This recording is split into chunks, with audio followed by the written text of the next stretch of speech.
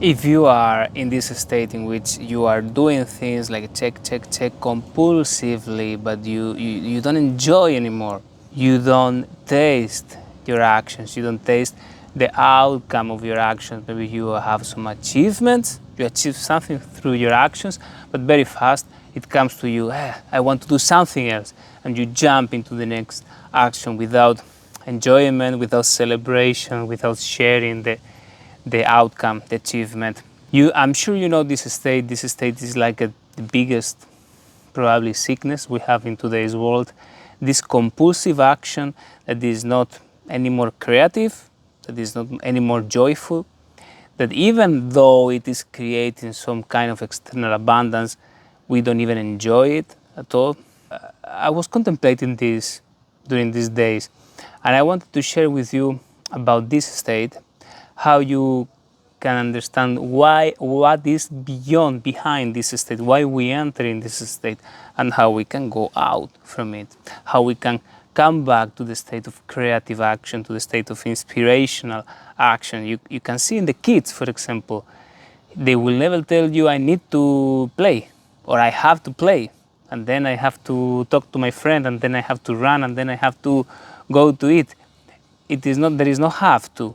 They do it spontaneously, and they enjoy everything. They are fully into it. They are enjoying every single experience with full consciousness. You see, something happens between we are kids, because when we are kids we are not doing things compulsively, and in one moment in our life this natural state drops and we start entering in the mechanical compulsive activity.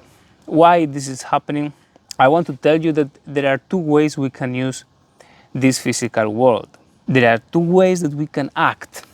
We can act to create something from inspiration, or we can act as a way to distract ourselves, not to see something that we don't like to see. For example, I give you an example that is very common. We are starting to feel a bit unpleasant, some not nice emotion, maybe a bit bored, maybe we're at home and we don't want to do anything, we feel a bit tired. And what is the thing that we do immediately? We go to eat. We can take a cake, and this action will cover an inner state that is not very much pleasant. Maybe it can be even negative. Or some people, they do this when we get stressed, for example, when we have a conflict in our life, a situation that is not pleasant to face, and instead of facing it, we withdraw and we do something to avoid to observe it. We can just go for a walk, to go to eat something, to go to distract ourselves. There are two ways to act in this world. One way is to act to, I'm going to say it like this, to make love with reality, to create a relationship with reality, fully into it, with full presence, with full being there, which is the natural, spontaneous action. And there is the other way that we are using the body, our hands, and our action, which is to actually run away from something. Then when the compulsiveness starts, when we start using this life as a way to escape, using the external life as a way to escape something that is happening inside. When we enter in compulsive action state, we need to ask, what is happening inside? Is the moment to observe ourselves and to see what is happening inside ourselves, what kind of pain, what kind of discomfort, what kind of fear, what kind of contraction is pushing me to escape into the external world. Look, this is not like bad from the moral point of view, or that is wrong that we act compulsively. It's an invitation.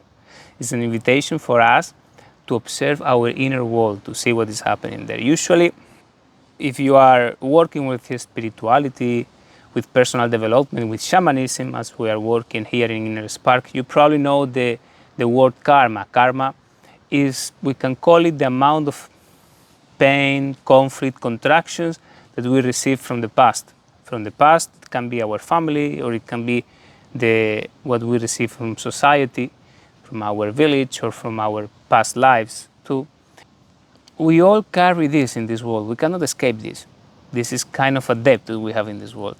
What happens is that when we don't observe ourselves and we don't observe our inner world and we don't take responsibility for this karma, we start running away from it, and then we go into the compulsive way of living, which is actually just running away. And we mix this, we create this idea in our mind, which is very confusing, which is all the pain that I have in my life, all the emptiness that I have in my being, where I feel alone, where I feel weak, tired, where I feel I have no value, where I'm suffering, I can fix it. All this internal state, I can fix it by externally creating the perfect situation in my life, to have the perfect partner, the perfect relationship, the perfect house, the perfect job, and the perfect financial situation. This idea makes us go fully into the external world, putting aside all the internal world where the root of our pain and our suffering is really. And like this, we create a life, all the actions, all the projects, all the ideas, all the plans, all our lives, it is inspired by our pain, meaning we will create more pain. This is what in some traditions is called samsara, which is a cycle, what is repeating all the time. I don't want to take responsibility from my pain. I try to run away from it by focusing in the external world, but since the decision I'm taking is from the pain, I'm going to generate more pain. Like this, I extend the cycle of pain and suffering, which in some moments we have ecstasy and pleasure, and some moments pain. My invitation in this video is, if you feel that you are entering in a moment in which your actions are mechanical, compulsive, you don't enjoy them, you don't enjoy the consequences of your actions, even if they are positive, you are becoming a bit flat, mechanical, gray, it is a very good moment to observe what is the root of your actions, what is the motivation from your actions, and observe what is happening inside. When you observe what is happening inside, something very magical happens, is that you detach from it. You realize, wait a moment, all this pain that I was feeling, it is not because this external situation in my life is not as I want. I realize that actually this pain is already systemic in my being. It's happening in me all the time.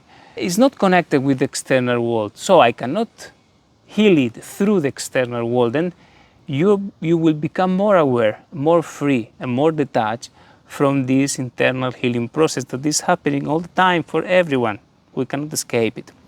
And when you create a little bit of separation between your internal process, your internal healing, and your external life, you will observe how your external life, it won't be any more inspired or conditioned or determined by this inner healing processes you have. It will create two different realities. The internal process, you will be able to observe it, while externally you will be able to act consciously in a state of inspiration. So this is what we are all the time inviting you to do, to go inside, to observe what is happening there, and through creating consciousness of your inner state, you will become more free, more conscious, and more free not only internally, more free in your external life. And you will come back to feel inspiration again, joy, and to act consciously in a spontaneous way.